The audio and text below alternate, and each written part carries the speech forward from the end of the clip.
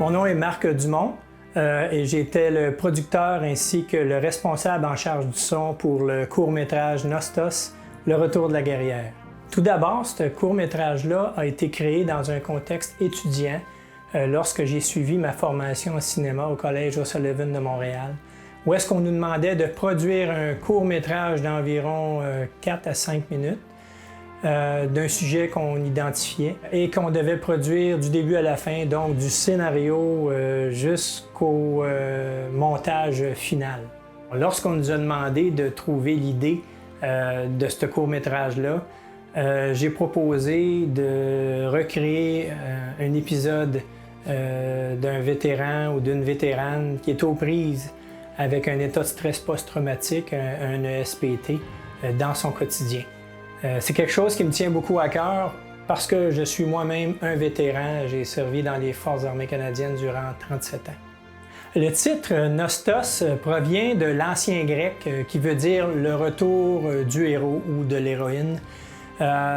Puis on trouvait que ce titre-là allait très bien avec le contexte de ce film-là. C'est notre réalisatrice, Catherine Liboiron, qui a vraiment trouvé ce titre-là.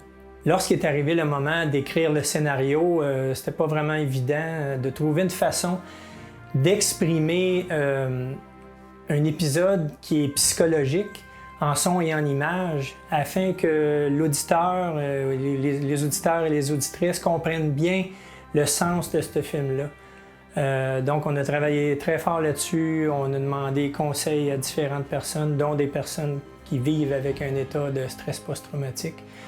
Puis à mon niveau, j'ai mis beaucoup l'accent au niveau du son.